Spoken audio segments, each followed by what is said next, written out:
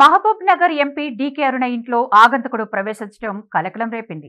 Jubilee hills లోని MP నివాసంలోకి శనివారం అర్ధరాత్రి గుర్తు తెలియని దుండగుడు ప్రవేశించాడు. ముసుగు, గ్లౌజులు ధరించి ఏకంగా ఇంట్లోకి చొరబడ్డాడు. ఇంట్లోని కిచెన్, హాల్ సీసీ కెమెరాలు ఆఫ్ చేసి ఆగంతకుడు లోపలికి వచ్చాడు. సుమారు గంటన్నర పాటు ఇంట్లోనే తిరిగి అక్కడి నుంచి జారుకున్నాడు.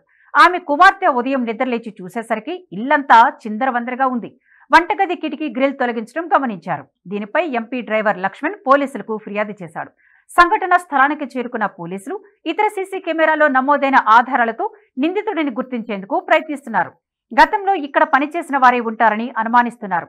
ఆగంతకుడు ఏ వస్తువును చోరీ చేయలేదని గుర్తించారు. ఈ ఘటనపై స్పందించిన డీకే అరుణ, దొంగతనానికి వచ్చి ఉంటే ఏదో ఒక వస్తువును తీసుకువెళ్లాలి, అలా చేయకపోవడంతో అనుమానంగా ఉందన్నారు. ముఖానికి మాస్క్, గ్లౌజ్, బ్యాగ్, షూ ధరించిన దుండగుడు తమ ఇంట్లోకి దూరి రెక్కి నిర్వహించిన తీరు అనుమానాలకు తావిస్తుందని, ఈ ఘటనను ముఖ్యమంత్రి రేవంత్ రెడ్డి తీవ్రంగా పరిగణించి తనకు భద్రత పెంచాలని ఆమె డిమాండ్ చేశారు.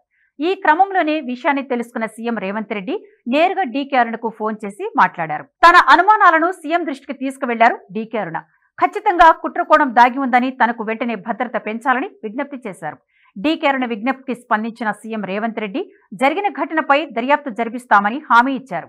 వెంటనే భద్రత పెంచాలని పోలీసు శాఖకు ఆదేశాలు జారీ చేశారు.